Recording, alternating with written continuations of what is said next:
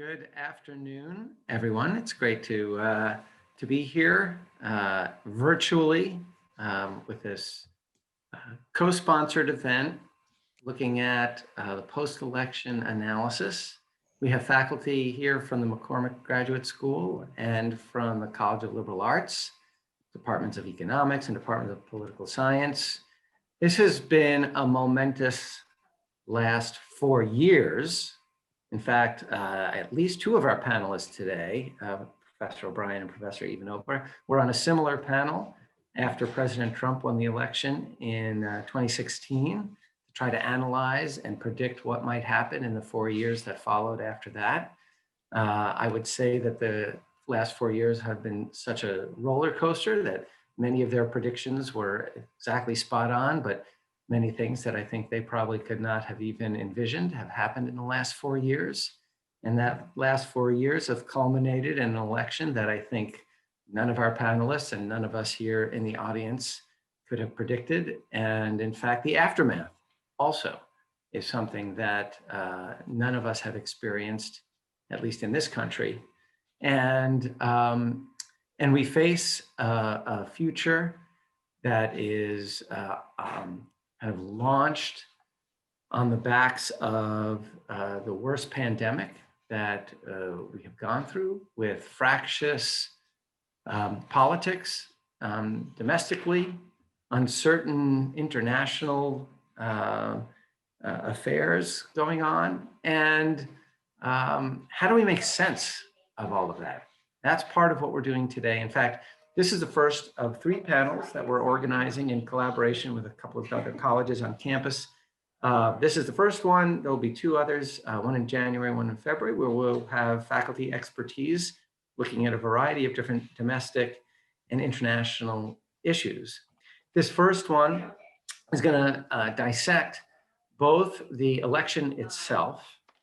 What are some of the dynamics that drove what happened in the election? What are the outcomes? What's going on right now? What does that say about our democracy? And then we're going to delve into an analysis of how we think about the 4 policy priorities that the Biden-Harris administration has already put forth. And I can't think of faculty better situated to look at those 4 issues and the 5th issue of the election than who we have today. And the way we're going to run this today is I'm going to very quickly introduce these faculty members with the topics they'll be focusing on. Each will have about 5 minutes to discuss their main themes. I will follow that with some Q&A by myself, but then we're going to open it up to Q&A and discussion.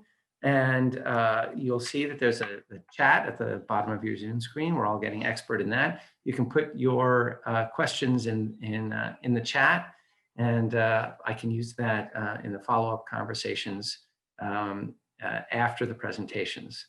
So let me do a quick round of introductions, but I first want to start with thanking Rochelle Straker and Jack Lee from our staff at the McCormack Graduate School, phenomenal folks who make these events seem so easy, and they all go off without a hitch. Thank you so much, Rochelle and Jack.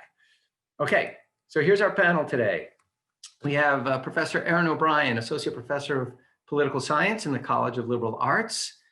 She is an expert in elections, public policy in general, the politics of poverty, US social welfare policy, politics, behavior, urban politics, a whole range different policy arenas she's expert in. We have Dania Francis, Professor Dania Francis. She is in the economics department in the College of Liberal Arts. Her focus is on racial economic disparities, economics of education, and stratification economics. So incredibly well suited to be looking at the one policy pillar of the administration, the new administration, which is economic recovery. We have our own Associate Dean, Professor Kiki Adozi. She's a professor of global governance in the Department of Conflict Resolution, Human Security and Global Governance here at McCormack, in addition to being the Associate Dean. And her areas of expertise are African affairs and politics, global development, comparative democratization, international relations, and international political economy, race and identity, perfectly well suited to look at the second pillar of the policy focus of the Biden-Harris administration, and that's issues of racial equity and structural racism.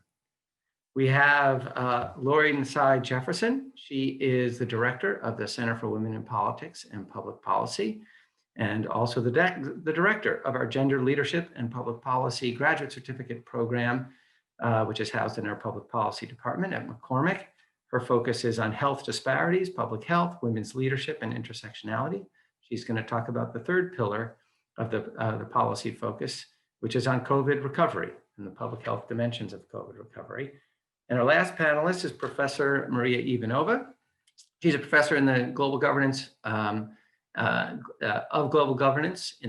program director of the doctoral program in the Department of Conflict Resolution, Human Security, and Global Governance, and also the director of the Center for Governance and Sustainability. She's an expert in global governance, environmental law and policy, multilateral environmental agreements, climate change, sustainable development, United Nations. She will be talking about the fourth pillar in the Biden-Harris administration, and that's addressing climate change. Now, each of these are expert in their own fields, but we know that there are intersections and interrelationship between all four of these areas, as well as questions of the elections and democracy. So I hope part of our discussion is how do these five different topics intersect? So with that as a lead-in, so we do not need to go into an introduction as each one speaks, so we can just flow right into this. Let's start with Professor Erin O'Brien. Erin, so tell us about the election, its aftermath. What does it mean for democracy in the United States? It's over. That's what we think. Yes, it is. You heard it here first, or hopefully not first. First, I just want to say thank you. When I saw the flyer for this panel, just reminded me about how much I'd love to work at UMass Boston, and the women that are speaking on this panel are really forms of inspiration. So thank you for that. My lighting's terrible. I will change. I'm going to shadow box my talk. I want to stick to the 5 minutes. I'm going to do my best to stick to the 5 minutes because I really want to hear from my colleagues. And I think, like many of us, I'm missing discussion. I miss the hallway discussion the most, I think. So, you know, David, don't, a hard stop won't bother me. Okay, I'll speak up. Yeah, no, I appreciate that. So very quickly, I'm going to go over 4 or 5 things that you're used to hearing about the election if you're someone who travels in these circles that I think are accurate. But I want to then step back and talk about the lasting ramifications of this election and election administration, because I think that's what's going to frame what my colleagues are going to be talking about moving forward. The re-election started yesterday. So we always talk about the ongoing campaign cycle. I think that's going to continue. So in terms of my takeaways from the election, it is very accurate to say that there was extreme polarization. The data supports that. I can get into the ideological measures, I can get into the voting measures, and I can get into the regional measures for anyone who's interested. But it is fair to say that we are working in hyperpartisanship, and hyperpartisanship has been, unfortunately, in my view, strengthened in this particular cycle.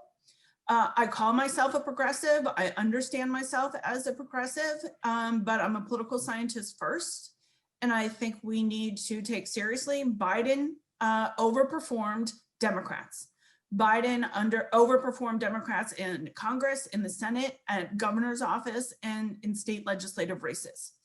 That suggests that the country has more of a taste for the centrism that Biden offered than it does for more ideological Democrats. Whether you like that or not, find that normally good or not, that's something that the Democratic Party needs to come to realization or grapple with.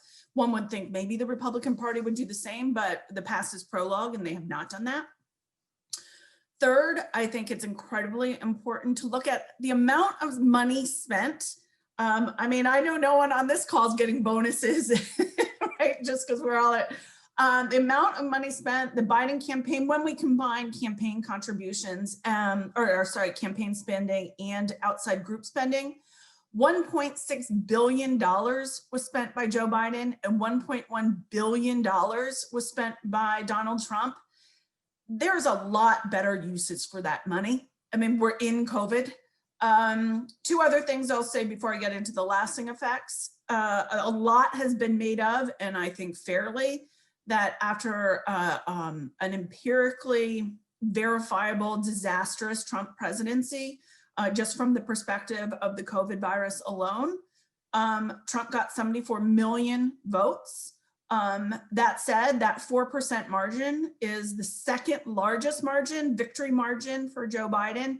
The only one in the modern era since 2000 to exceed that is Barack Obama in his first election.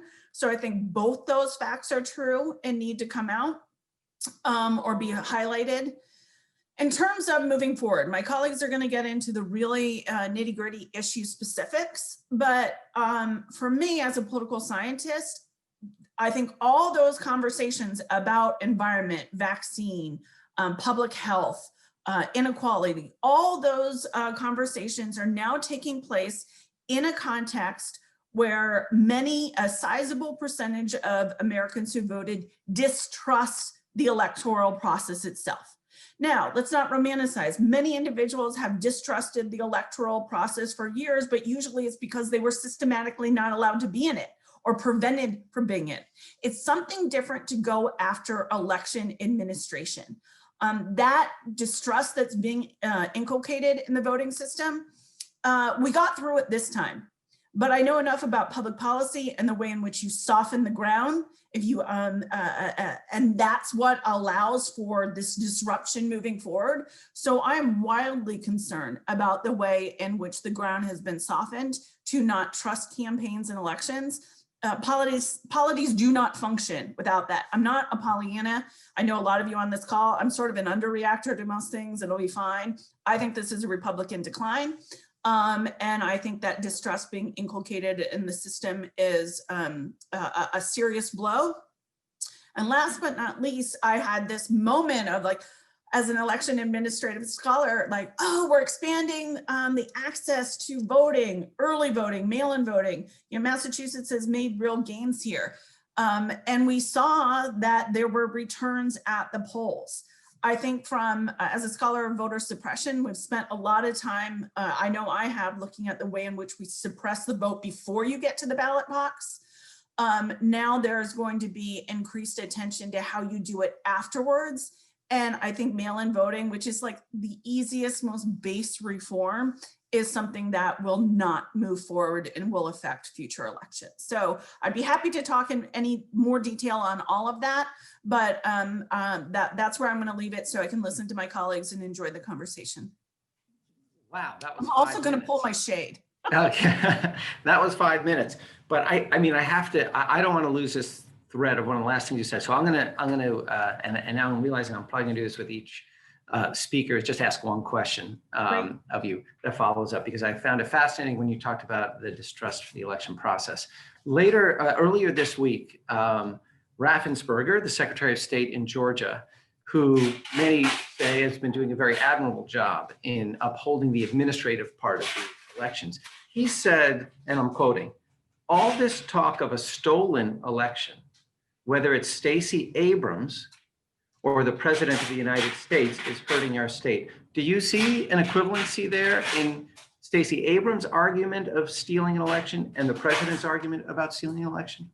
No, I think it's a false equivalency. Now, narrative speaking, does it have the same impact in terms of the way partisans hear it? Potentially. Republicans hear that the way Democrats hear the other, but as an empiricist, you know, Stacey Abrams ran against the guy who was running the election. You know, I'd love to referee my own games because I know I'm going to win, right? So I do think they are distinct things. And I think the individual in Georgia is getting proper accolades but he's getting proper accolades for doing his job. Sort of like, you know, in teaching evaluations that when they ask, you know, did the professor show up to class on time? Well, yeah. So he's doing his job. And so I don't mean to be like so trite. He's doing his job, and what's so scary is doing his job is so basic right now. And so I think mass publics hear both of those things, Abrams and the Attorney General, not the attorney, the gentleman down in Georgia. Thank you.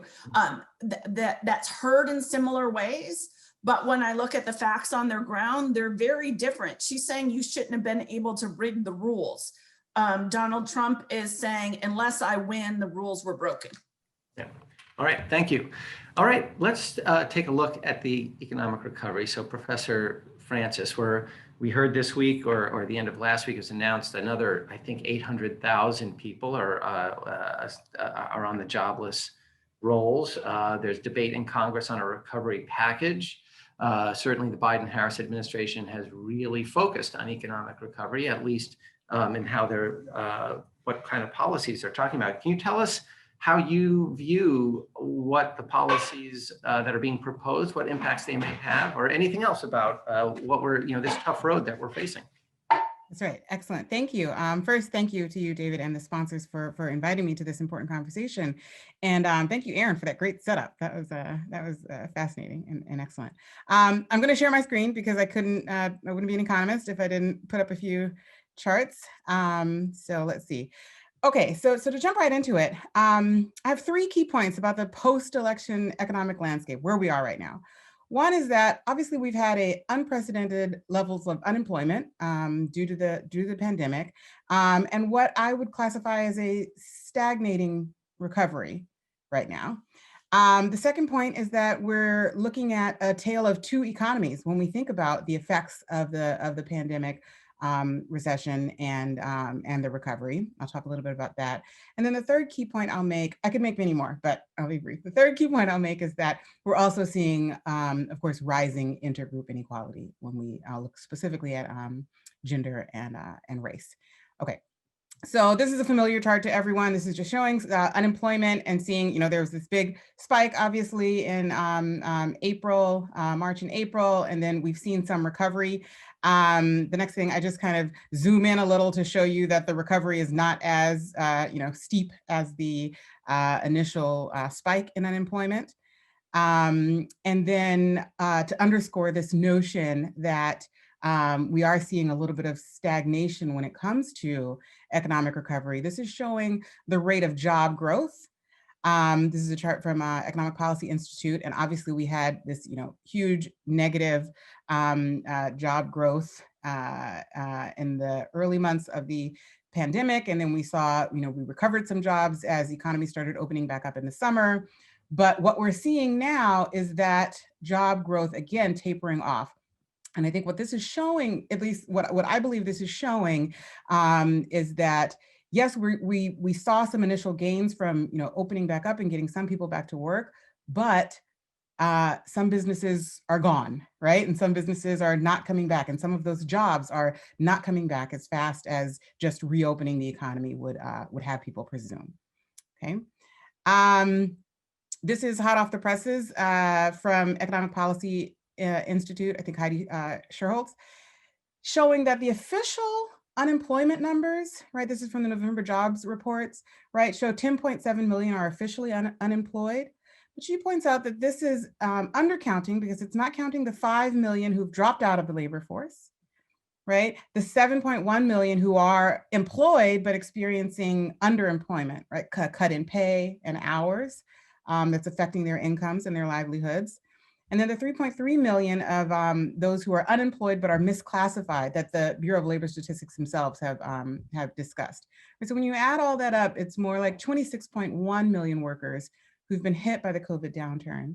And even that is a little bit of an undercount because it's not counting those who experienced job loss or spells of unemployment early in the pandemic. And even though they may be employed again now, they've still got that chunk of income missing from earlier in the year that they'll be making up for. And that's hurting their economic prosperity. Okay, so what do I want to show here? Also, this is again to highlight this notion. This is current unemployment claims per 100 people for continuing claims. A lot of times we look at, what are claims this week, right? We saw, oh, there's 800,000, 853,000 more claims this week, right? But then that doesn't necessarily show us the picture of who is still claiming and still unemployed. And that's what this chart is trying to show us, that the total combined continued claimants is, got high and has not been drastically reducing through this recovery. Okay, so the second point I was making was that this is a tale of two different economies when it comes to recovery. And so what I'm showing you here is the percent change in unemployment by different wage levels for workers, right? So we saw that high wage workers, all workers experienced a dip in employment, but high wage workers have ultimately recovered, right? Middle wage workers, those making between 27,000 and 60,000, have recovered better than low wage workers, but not, at the same rate as high wage workers. And we see it's really low wage workers who took the biggest hit and have been stagnating when it comes to recovering employment, okay? Another point to show that this is a tale of two economies, right? This is a quote from the December 1st USA Today. Over a roughly 7-month period, starting in mid-March, a week after President Donald Trump declared a national emergency, America's 614 billionaires grew their net worth by a collective $931 billion. This is a tale of two recoveries. And we can see that, right? This is the Dow Jones Industrial Average going from January of this year till now. And we can see that it's, pretty much it's recovered, right? We had a dip and it has already recovered, not in the way that, in a way that the jobs have not, okay? And then obviously, then there's also the story of millions of Americans turning to food banks, food bank lines, snaking around the blocks, and the pounds of food being delivered by food banks has dramatically increased. Okay, so Taylor. Professor Francis, we're hitting the 5-minute mark. Okay. But I'm wondering if you can kind of paint us the picture. What are the 3 or whatever the top priorities in the Biden-Harris administration of getting out of this, and even addressing some of the disparity questions that you've raised? I will do that. Okay. I will do that. So, okay, so there's just 2 quick things that there's disparities by gender, disparities by race and ethnicities. So what are Biden-Harris doing? They have a Build Back Better plan. Their plan is focused on mainly, obviously, the COVID-19 recovery plan as an economic recovery plan, right? So providing state, local, and tribal governments with aid, extending COVID-19 unemployment insurance, creating a public health job corps to create workers who will do things like contact tracing and provide employment in that way, and try to more equitably distribute small business recovery aid than the PPP program did. They, in a longer term plan, have the idea of making it easier for workers to organize unions and collectively bargain through the Protecting the Right to Organize Act, and reversing some of the Trump tax cuts. And then these last 3 points are a little more vague as to how they plan to implement some of these, but they also point to wanting to repatriate supply chains to bring back manufacturing, create clean energy jobs, and then invest in the caregiving and education workforces. That's it. Awesome, thank you. Even from those, just that list, don't take it off yet. We're definitely going to see intersections with what some of the other folks are going to be saying. So I'm going to want to probe into that. Plus, I've got an election-related kind of question, so Erin can play in that too, which is something along the lines of, if the devastation of the economy was so bad in the past, that kills a presidential candidate. How is it that Trump got 70 million plus votes in the worst economy that we've experienced? And I'd love to hear an economist response to that and a political scientist. All right, let's move on. So the economy is one of the major things, obviously, that's taken a hit, that we're really struggling with all over this country, rural, urban areas. We see inequities in that.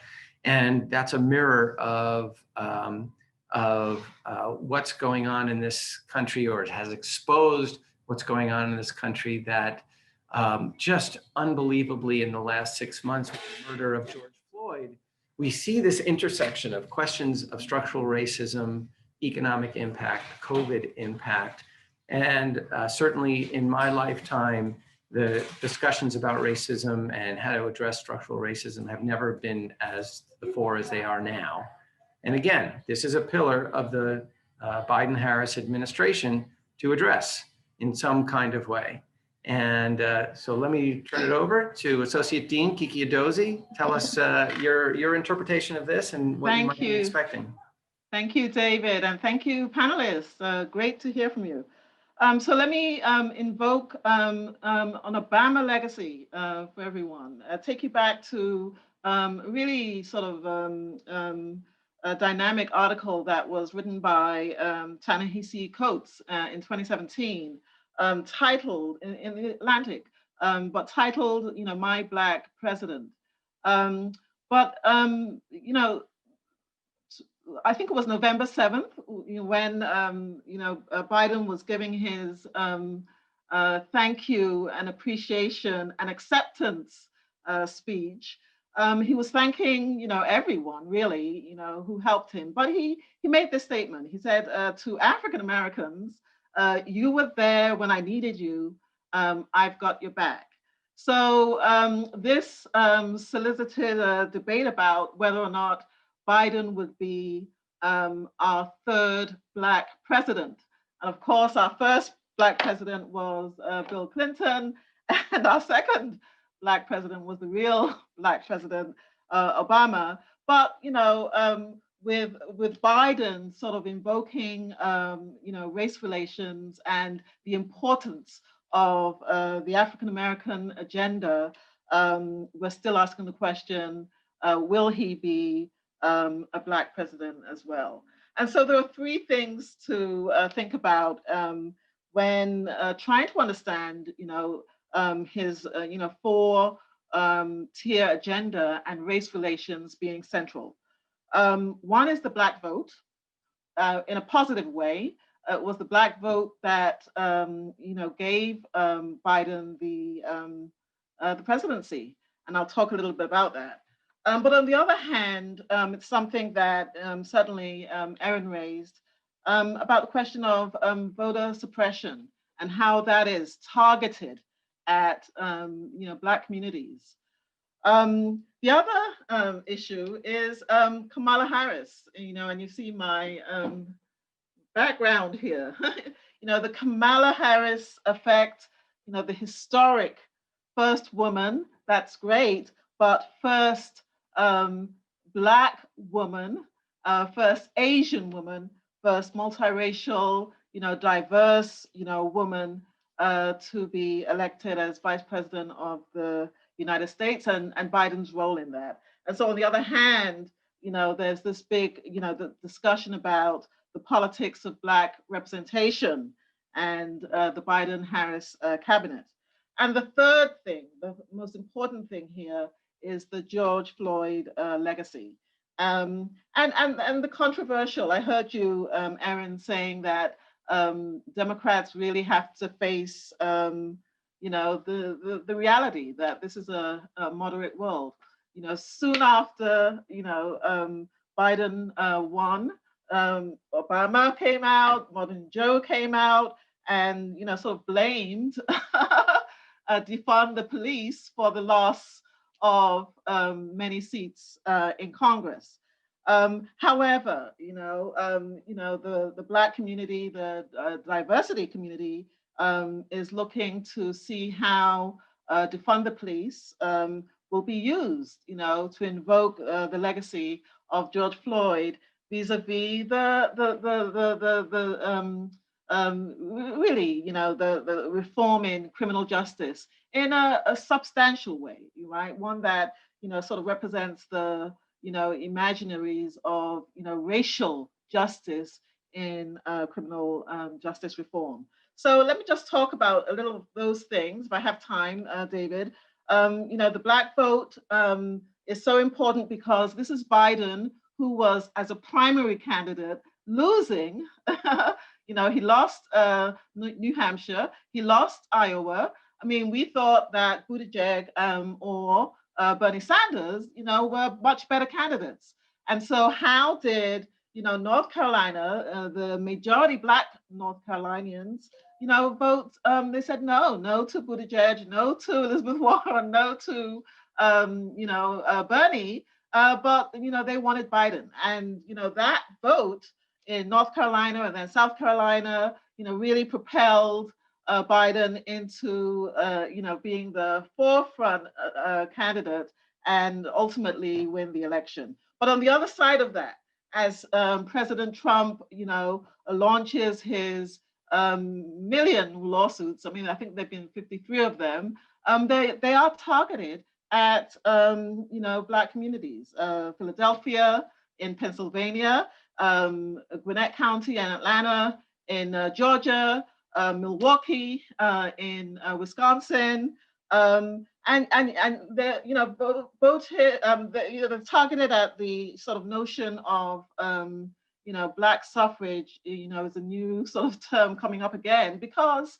there seems to be an onslaught by the Republicans, embodied by, President Trump in his lawsuits, against Black suffrage. And so these are critical questions. Reforming voting rights is an important issue. Let me talk a little bit about Kamala Harris and her historic, role as the first, Black female VP. And so this is a monumental step in Black attainment, and the Black community especially, and the gender community is absolutely grateful to Biden making this choice. However, Biden hasn't even become president yet, and there's already whisperings and sometimes even loud shoutings to him that you don't have enough Black elected or diverse elected, but especially Black elected officials in your cabinet. Grateful that we've got Lloyd Austin, Secretary of Defense, Linda Thompson Greenfield, head of the UN, Xavier Becerra, HHS, and Alexandro Mayorkas, who will head Homeland Security. That's good, but both groups are lobbying for more. As a matter of fact, it's Biden's fault because he said, my administration will look like America and the diversity of America. And finally, George Floyd and defund the police. I think it's so critical that one talks about it because defund the police. I disagree with Obama, who recently, about a few days ago, said that Democrats should not use defund the police as a term because it frightens, sort of the Republicans. And he got a lot of criticism, for that. In fact, people like me said, "Oh, yeah, here we go, the moderates back," already.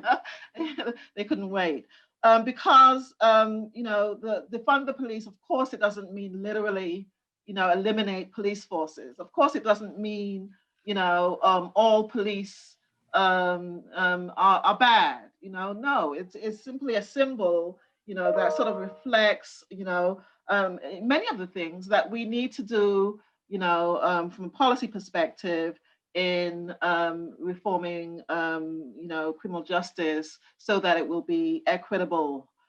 Simple things like banning chokeholds, right? So that we can save, people like George Floyd. The simple things like banning no-knock warrants so that we can save people like Breonna Taylor, who was, killed, for this senseless, policy. Simple things like, introducing, different kinds of, policing for mental disturbances. Many, Black men especially, but Black communities are being killed because they did have mental, problems, but, these could have been handled, differently by police. So, this is what defund the police really means. And to just end with the fact that, Black groups, especially are looking to see Biden's appointment of the new Attorney General. They were hoping that it would be a Black man, but or a Black person, but the three contenders are not. Although I support Doug Jones. Doug Jones has a fantastic record on race relations. He was the attorney who prosecuted the Birmingham fort in Alabama. And so Sally Yates, really, gets the vote as well, for her courageous, posture. However, Black groups have, I'll just conclude, Black groups have conceded that any of those candidates would be great.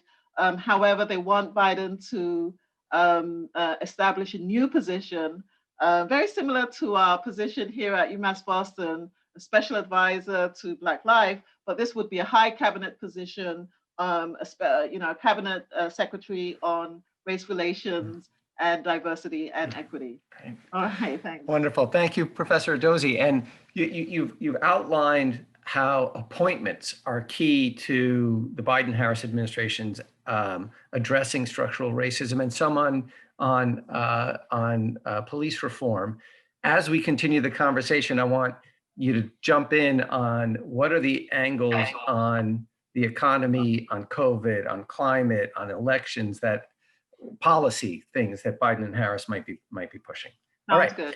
Our next speaker is going to focus on what's really driven everything that's been going on in our country in the last 8 months.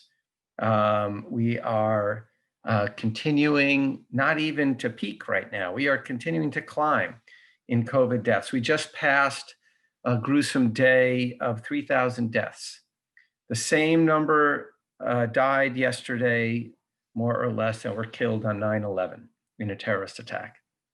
And, on the order of 9 or 10 747s crashing. That's what we're experiencing in this country. Imagine what the impact of that would be if that were happening. To speak about that, how we're going to, and by the way, and there's been good news too. Vaccine news has been very good the last couple of weeks. And so are we turning a corner? Here to talk about that, Professor Nsai Jefferson, tell us how you think what's happening with COVID will be addressed by the Biden-Harris administration, the angles that they're taking, and what you think the impacts will be. So first of all, good afternoon. I am really thrilled to be here today, and I want to thank the Dean's Office for putting on this event. I love putting on my public health hat. I spend a lot of time working on issues around women's leadership. So whenever I can talk about public health, I am rearing and ready to go. I decided I didn't spend all that tuition money for nothing, right?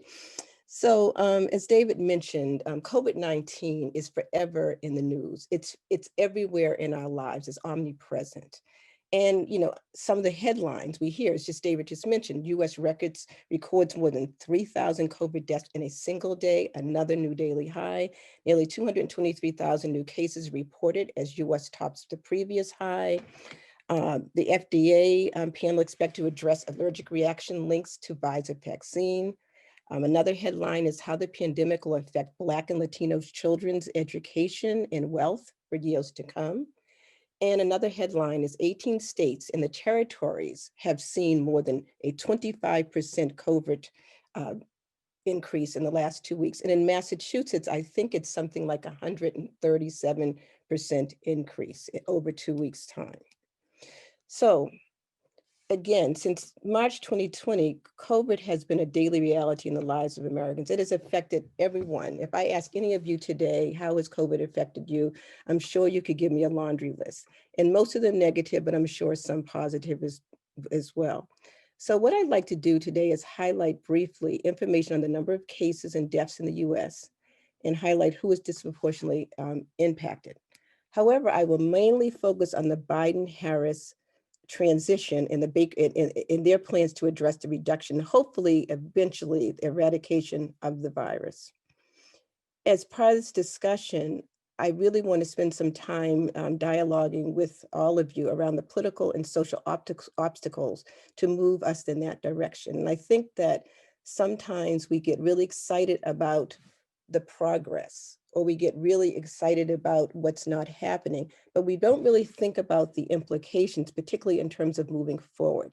And given such a difficult period that we've gone through, we want to move and we want to think about all of this from a very, very positive perspective, but there are political and social obstacles to move in the direction that we'd like to move in. So what do we know? As of yesterday, there have been 15,430,451 confirmed cases of coronavirus in the US. And depending on the state, there have been varying numbers of cases and deaths. And this is as an add effect of the state population numbers, access and quality of care, and the health profile of the state's population. And also, as I just alluded to, we also know that there are varying rates of change of cases over a 2-week period, depending on what state we're looking at. We also know that communities of color and the elderly are disproportionately affected, as are other subpopulations in the US. For example, Black people are nearly 3 times more likely than whites to die of COVID-19 because of healthcare disparities, pre-existing conditions, and increased exposure at jobs deemed essential. Black children are losing more ground than their peers because of school shutdowns, and Black workers have been devastated by pandemic-related job losses that was just mentioned a few minutes ago. And also, we know that in Massachusetts, things are not rosy either. According to state data in NBC News, we have over 263,447 cases, and an alternate number makes it a little bit of lower number of 259,324 cases. And Governor Charlie Baker announced that the state will work to distribute COVID-19 vaccines in Massachusetts residents in 3 phases beginning in December. I'm not sure I'm going to have time to talk about that. So if anybody has any questions, I can give you a few answers.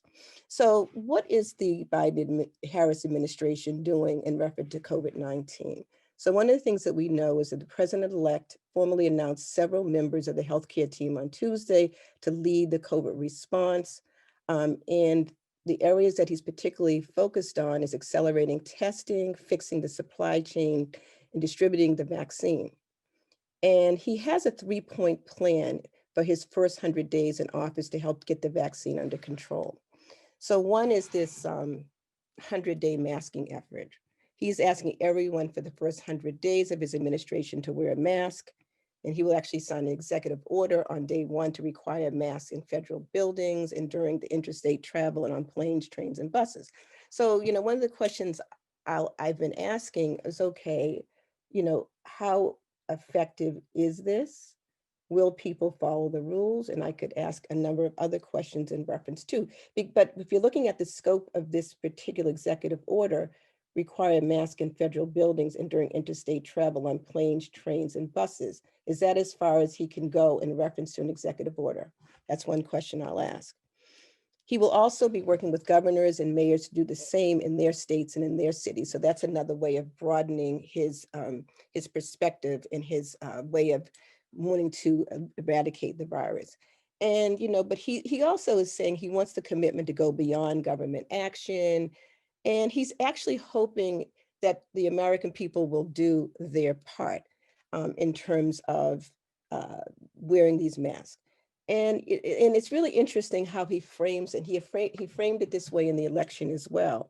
He noted that wearing a mask is not a political statement, but a patriotic act. So, when I think about framing and how I teach framing, it's really important how you frame something that you want to get across. Framing makes everything different. A patriotic act might be something that will be more effective for individuals who do not like progressive politics, but maybe because Biden is sort of saying this is what we need to do, it may not make a difference. And the next, I think, is really something that we've been talking an awful lot about in terms of his 3-point plan. And that is to get 100 million people to be vaccinated in 100 days. And, so what he pledges to do is to have 100 million COVID-19 shots in the arms of American people in the first 100 days.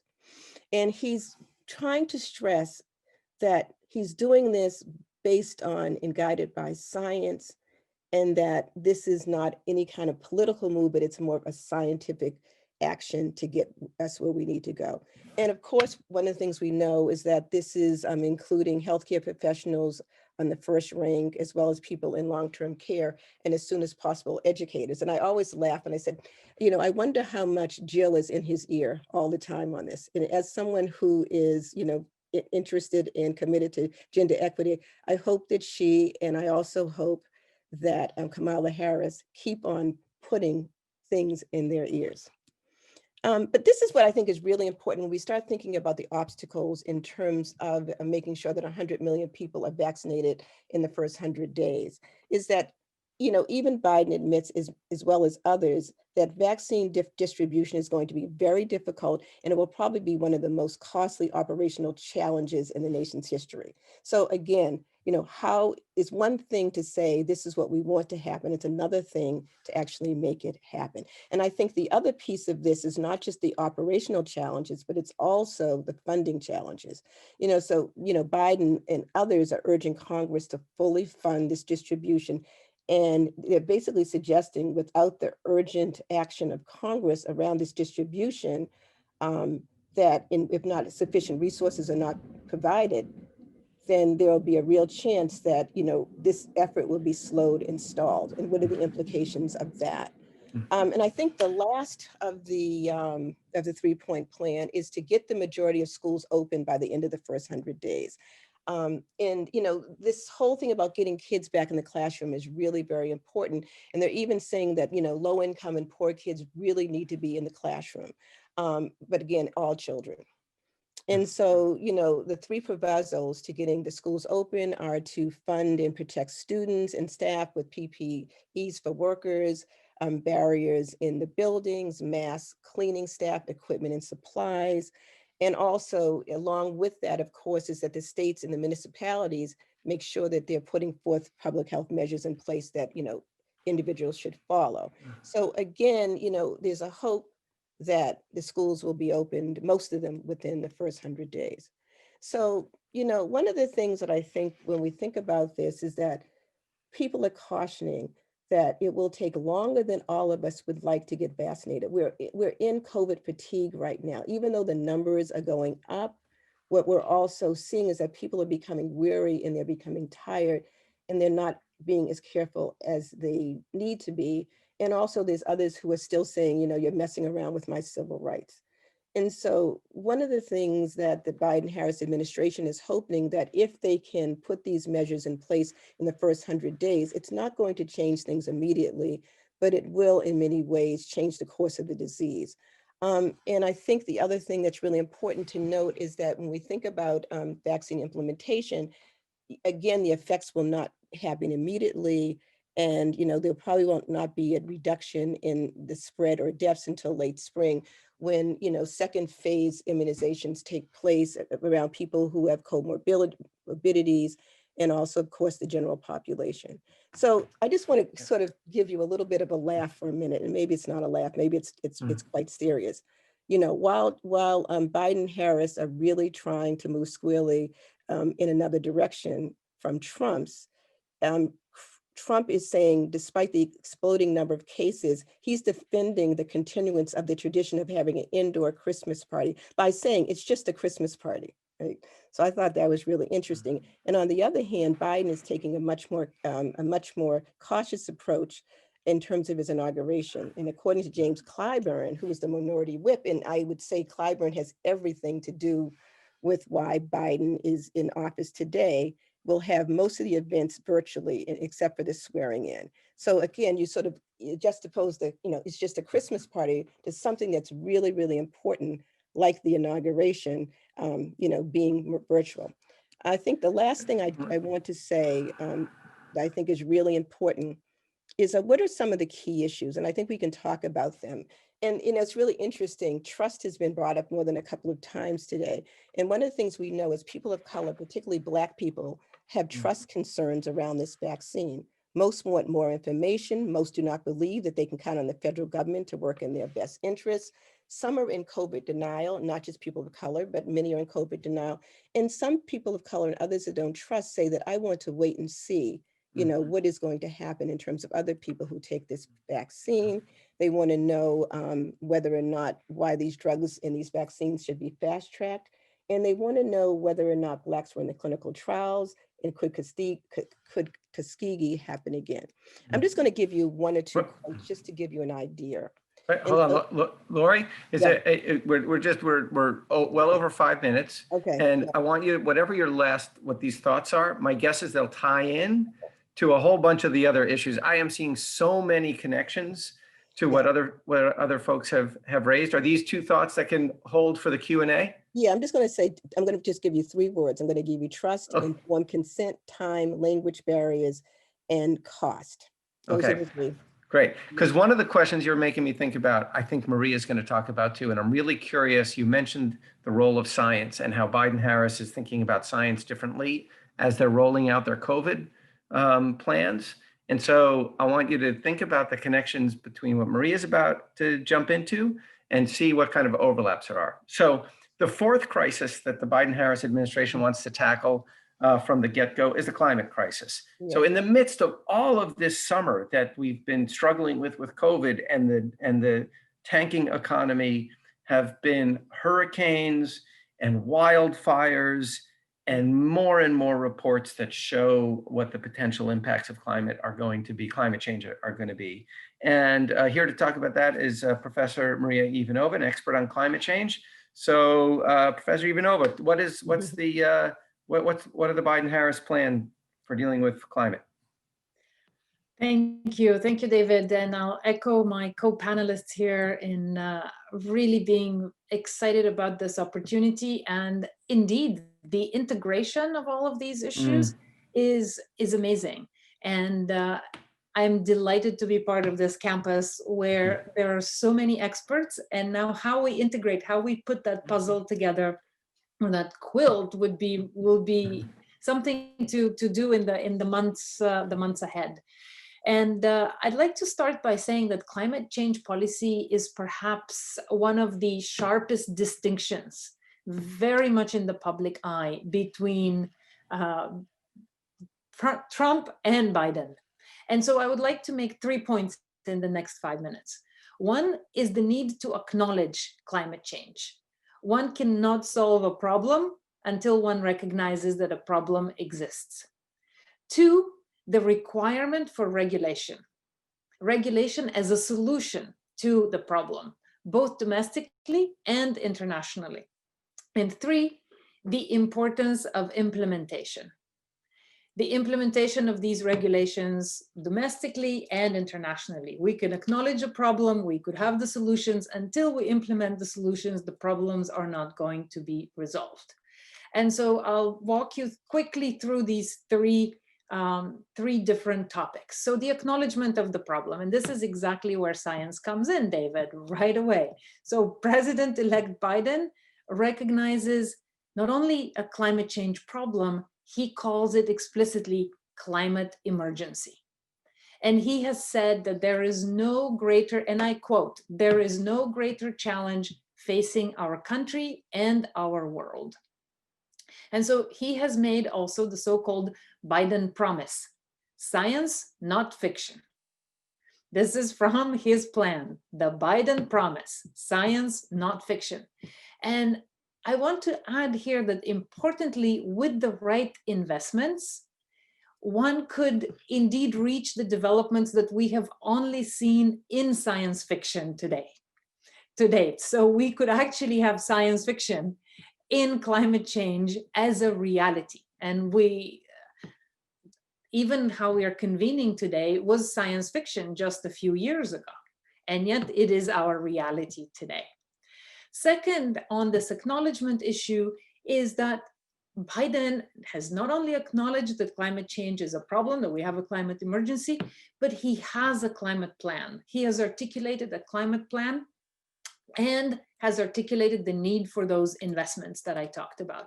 He has committed to invest $2 trillion over the next 4 years in environmental programs, including clean energy, climate research, and innovation.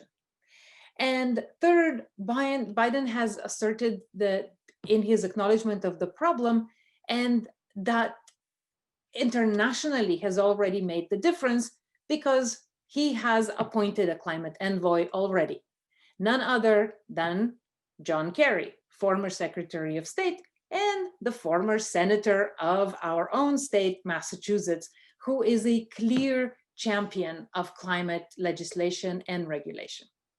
And so then my second big point is on regulation. So domestically, Biden has announced the Biden plan for a clean energy revolution. He has clearly articulated clean energy revolution and environmental justice. And this relates to all of the issues that we're talking about today. And he has also pledged that he will reverse the Trump rollbacks of regulations, which were the hallmark of the Trump presidency, reversing so many regulations and EPA on environmental issues. So for example, Biden will stop leasing new oil and gas rights on federal land and federal water.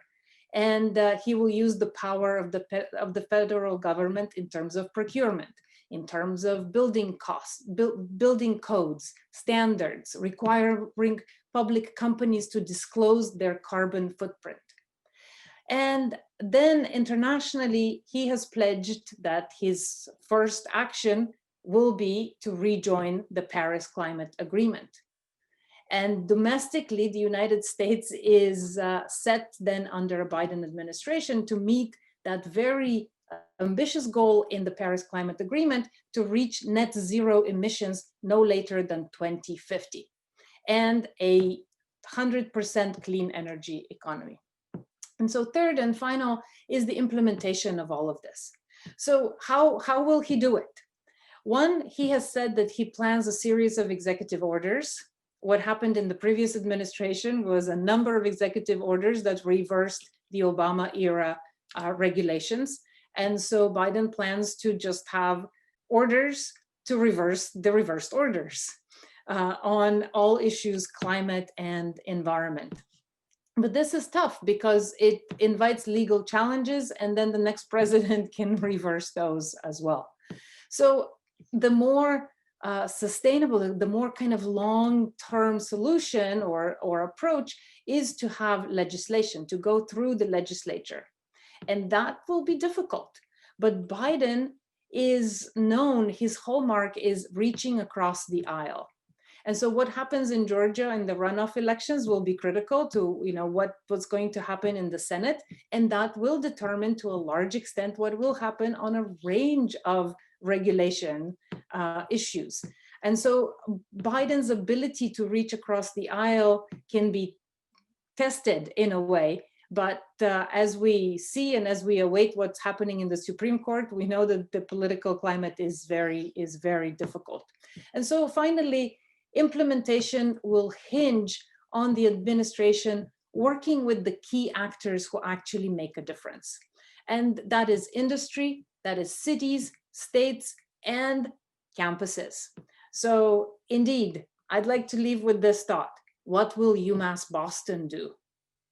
Not only what will Biden-Harris administration do, what will UMass Boston do? What will the UMass system do? And what will the Boston-based universities, campuses do to reach the net zero emissions under a climate plan that is what the Biden-Harris administration promises to do. Thank you. Great.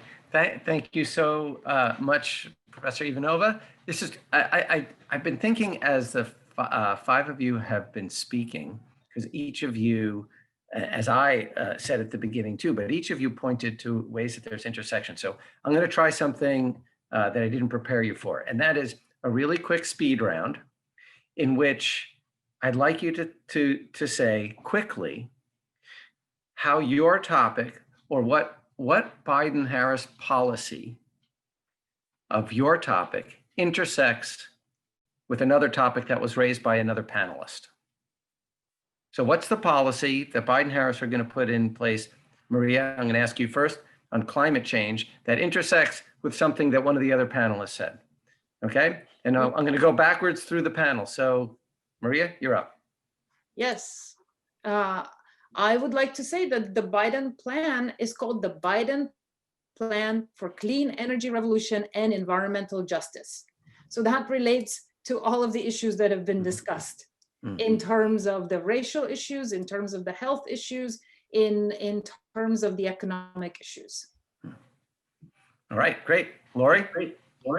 Yeah, I was sort of putting down already some of the intersections. So Great. clearly, racial equity is something that I alluded to earlier on in terms of who's going to have access to the vaccinations, and clearly economics has everything to do with, you know, COVID-19 and who's getting COVID-19. And also clearly, you know, health implications that I've talked about. So basically racial equity and economy are my two top picks. Kiki?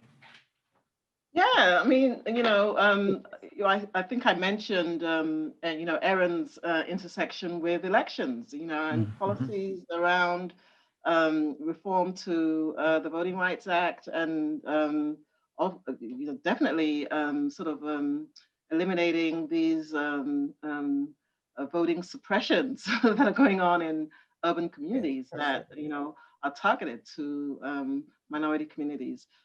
Economics, certainly the stimulus plan right now, most essential workers are minorities, and these communities are heavily invested in a stimulus plan that supports their unemployment and their COVID, in terms of public health, most of the victims of COVID are once again minorities. And so, a clear plan, that addresses the COVID crisis affects minorities as well. So, those are three intersectionalities that, I think are key. Maria mentioned, of course, climate change. Once again, climate justice is akin to racial justice. And so, that's another intersectionality. Great. Thank you. Dania? Say the most obvious connection is that we can't have an economic recovery without handling the public health crisis, right? And so certainly there's that connection.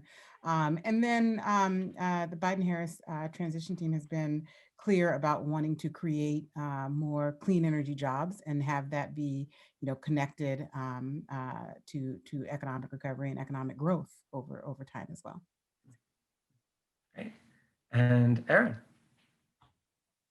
Sure. I would say that the points I left with, you were, hold on, you were frozen, so start again. well, I made my best point now. That the election and the delegitimization of those outcomes that frames the possibility for the policy areas all my colleagues talked about, and the interrelated. A lot of individuals assume, okay, Biden got elected, we can exhale for a bit and there's going to be a move to science and do some policy. I'm not convinced that's the case. My colleagues brought data and facts and science, and the more that those things themselves are so problematized, it makes me deeply skeptical anything will get done. I'm not happy about that, obviously. And then secondly, I saw in the chat box, a lot of people were talking about Trump and the way in which he, race has defined US American politics. And he, as an outgrowth of that, who has said it louder and worse in the modern era. But I am struck by, you asked, how did 74 million people vote for him? A significant number voted for him because they're threatened by that. And the four issues that my colleagues talked about are all, as Lori and several of you mentioned, all disproportionately affect communities of color. So it means that the overall delegitimization of the election, and they're not for real, and it's affecting communities of color more, unfortunately make me even more skeptical that we can get anything done. That's not what I want to say, but what I think, it is what I think is factual. Okay, well, so since you're going down that path, Erin, I'm looking at the question that's in the chats here, and there are a lot of similarities to Susan Tellingator's one, which says it'll be interesting to see what happens when Republicans don't have to mirror the president's positions. Will they continue to do so or break away and support? This question says the science of climate, but the answer could be, but the question can be support COVID response or improving race relations or economic development, et cetera. So if each of you could kind of jump into this question about, it's almost a question of if the Republicans control the Congress or Senate or don't, how do you interpret how in a post-Trump era, Republicans will or will not advance these kinds of policies that you're talking about? And I'm not going to pick the order, just jump in. I mean, I think it's And sort of easy. folks can keep asking chat questions. Go ahead. I think it's easy. The past is prologue. The vast majority of elected Republicans, not people who self-identify as Republicans, is a key distinction. The vast majority of elected Republicans have mirrored him because they view it as electorally efficacious. The way in which they responded to these, 50 odd lawsuits, as Kiki pointed out, suggests that very few have found a backbone. Trump talking about running in 2024, the single best predictor of politicians' behavior is re-election concerns. And right now, the vast majority view Trumpism as key to their re-election. So I think it continues. I'm a bit worried about, race relations and the Republican community. There's a question by Susan Telligator in the chat that sort of raised, the concern. And the media has been debating this too. Why did Trump get 70 million votes? I mean, really, race apart, he's been a really incompetent president. We've got, 250, was it 300,000 deaths from COVID, whereby, that could have been maybe 20,000. The corruption is amazing. His behavior post-election is outrageous. I mean, some people are asking if he's well, the delusion and the denial. And so why, why this, massive support for him? And some are saying, it is the changing demographics, as Susan pointed out in the chat. It's horrible to say that the fear of, I think it's the predicting 2040 will be a majority minority country, or minority majority country. And what is the fear of, white loss? It's something that, I think is a challenge for, let's just stick to the Biden-Harris ticket, and let's forget about sort of Trump, but it's a challenge for the Biden-Harris ticket to, even inch away, at, fostering a, a multiracial coalition with Republicans and, giving them, some sense of,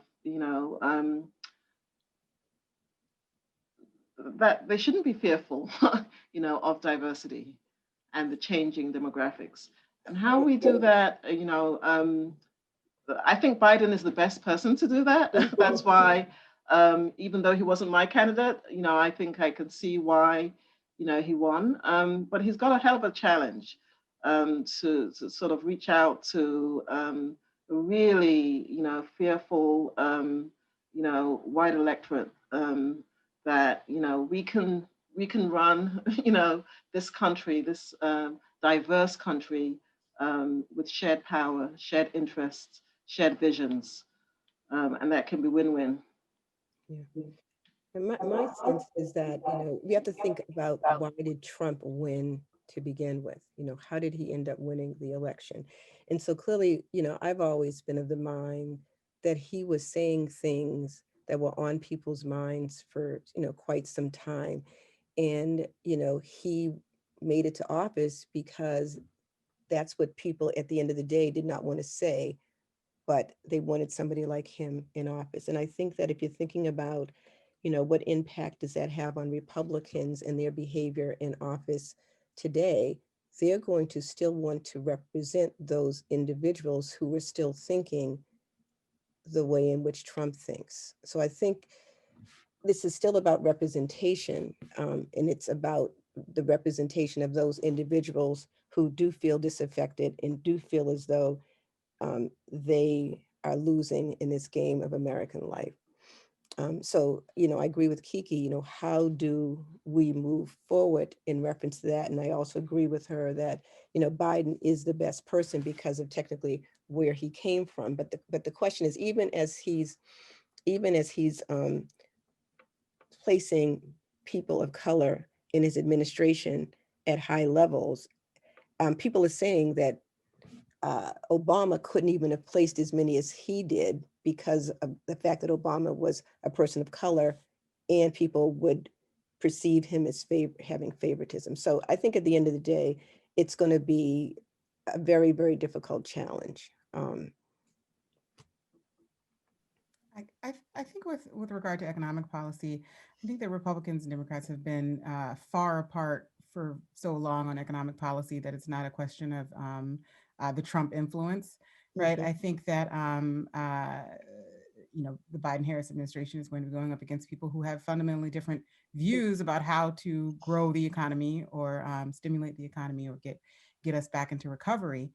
And so, you know, it's a question of, you know, should we continue to put more money into the hands of the wealthy in this, you know, already many times over proven false idea of trickle down economics, or should we, you know, start to focus on you know, living wage and improving the conditions of workers and giving workers more collective bargaining power. And then the last thing I'll say is that I think that you know, looking at, you know, the example of the current debate over the stimulus package going on right now, that, you know, it was even the White House, the administration recently saying that they support putting, you know, some form of cash payment directly into the hands of people, and it's the Senate Republicans who are sort of against that, right? So in that regard, I think that, you know, Trump or no Trump, there's a wide gap with regard to the economy.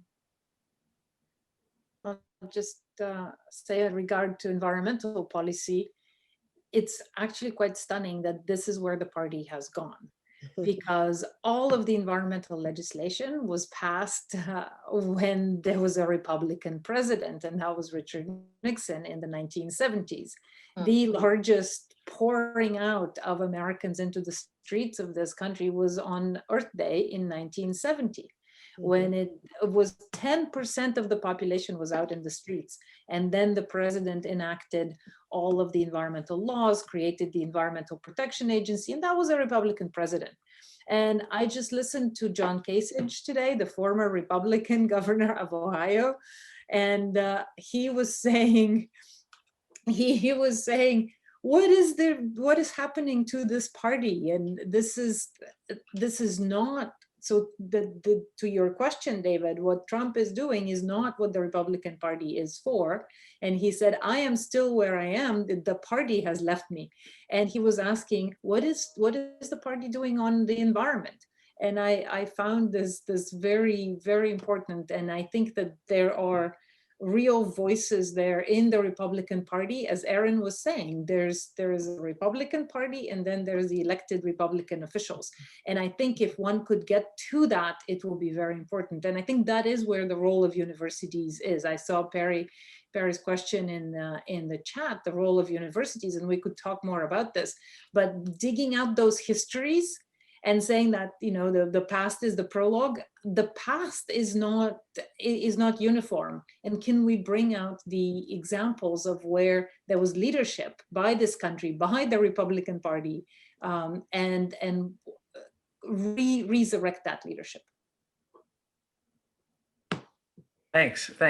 Here's a question. I'm gonna take some excellent commentary by Brittany Orange and Maria Rogers when there was the prior discussion about defund the police or reform the police.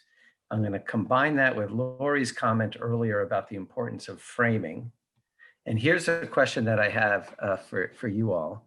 If let's say the Biden-Harris transition team called you up and said, President-elect Biden is going to be making a speech on these 4 aspects and elections, and he wants to know the best way to frame your policy goal that you guys have been talking about.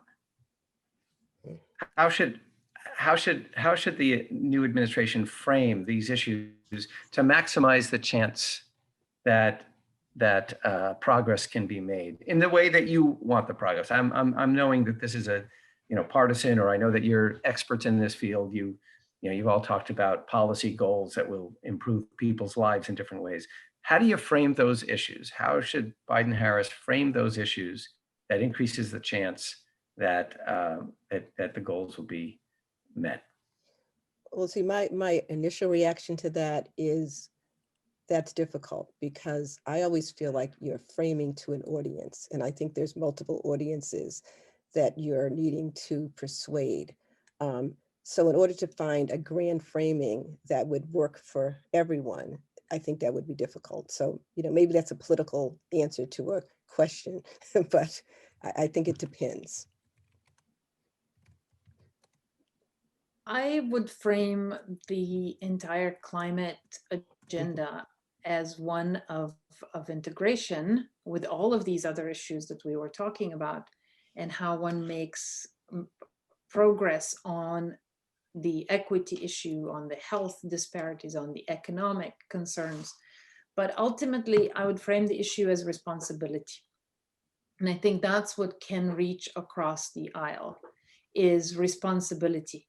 Because it is important for us to look at our own behavior, whether it's an individual or a community, and the country is a community, the developed countries are a community, and what is the responsibility that we bear to act so that we ensure equity, so that we ensure, in a sense, solidarity.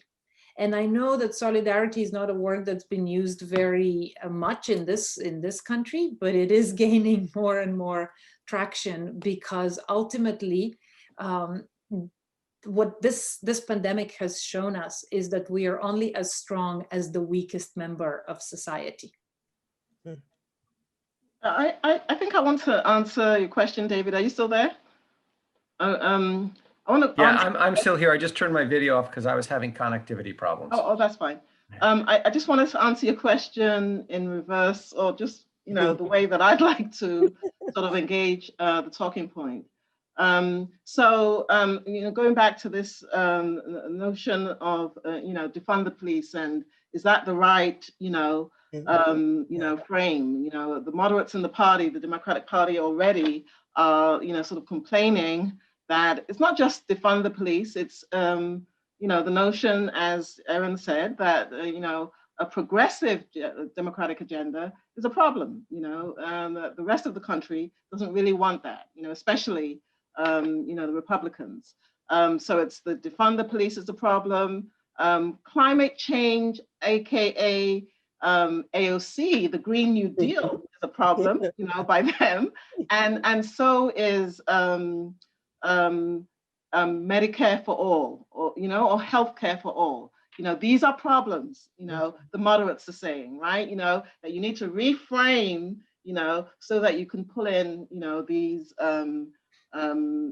Republicans. This is,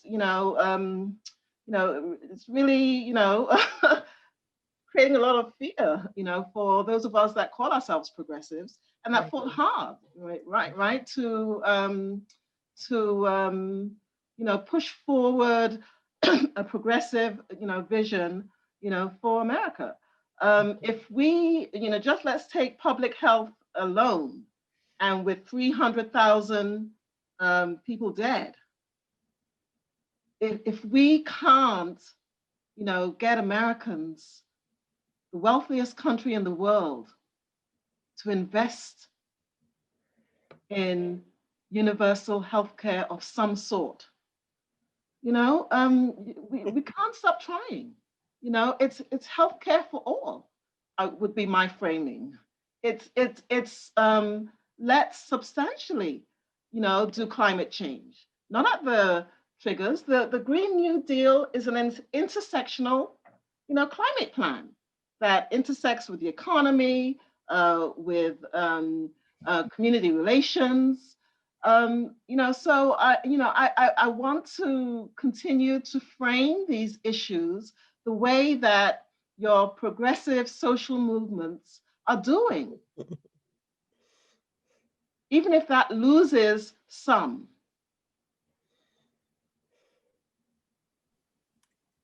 Oh, I can, yeah. So I think that the Biden-Harris ticket right before now did a good job of trying to frame economic issues in a really centrist, appealing way, right? Is that the way I, think of of things? No, but this notion of, right, we are here for hardworking Americans to, make sure that you're rewarded for your hard work, right? That everybody has is paid a fair wage for the hard work that they do, and sort of just trying to, recapture this notion of being on the side of, American laborers, right? The everyman. And I think that, somehow in 2016 and, even prior to that, the Republican messaging was really successful in, casting the party as the party that's on the side of that everyman, right? The middle of America. When in reaction, in actuality, their policies, the tax cuts for the wealthy, right? All these things were benefiting not the everyman, right? But the wealthy. And so I think it's a matter of trying to recapture that framing and convince people, actually, these are the policies that are for. But I think the other thing I just want to interject quickly is when you're talking about every man and you're talking about for That's all, yeah, there are people that in their mind, in the American imagination, there are people who are othered, who are not considered all or the every man. And that's right. And I'm sorry, I specifically meant, white middle America is the every man, right? Like that's why I put it in quote. Yeah, and that's why it gets, so much trouble comes from that. That's right. I know I put in the chat to Brittany that I think Brittany asked, the question that keeps me up at night. Like Brittany, a former political science student, I might add, nailed it as always. And like I love listening. Like Kiki, I wish we could go get a drink, because I want to keep talking to you about this. And so with all of you, but Kiki and I are going to get started first. All right. I'll just crash the party, okay? It won't happen. And so when I think about this, I think about humility, in the sense that I know I want particular progressive policies. I want universal health care. I want the Green New Deal. And because I want those so much, I'm willing to frame it any freaking way that works. And so I think there's a certain, on some, not all elements of the left, an arrogance. It's sort of like wearing a mask. If the efficiency argument's gonna work for you, I'll give it to you. If the shame argument's that'll work. If inequity argument is gonna work for you, I will give you that, because I care a lot more about the outcome. So to me, I think the framing discussion is politics, right? And I'm gonna use whatever frame gets us there. The outcome is what everyone on here, I think, really, really cares about. So that's what I try to think about. And for elections, I wrote down, I was thinking, what would I use? When more Americans vote, all Americans win. Americans is a really loaded term right now. Mhm, mhm. You know, because I'm like, well, that pulls on civic participation, it pulls on patriotism, but who's an American? And Mhm. so it's, Lori, I think you said it, it's hard to come up with something universal, but I do think it's worth pointing out that Donald Trump did not come up with things that were universal, but he didn't overthink his frames, Yeah, yeah. right? Okay, so we have 2 minutes, and I want to honor and respect our audience and make sure that we're done at 5. So here's my question to you that you have to answer in 30 seconds, which is, are you hopeful or not hopeful? And answer why. 30 seconds. Let's start at the top. Aaron, No. one sentence why.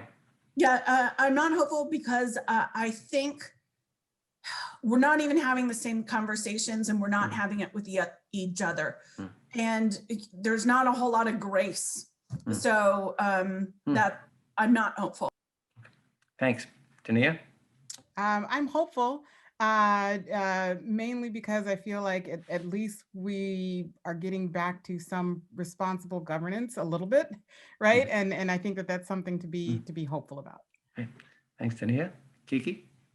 Yeah, I'm hopeful because my side won, and there's a lot to say to that.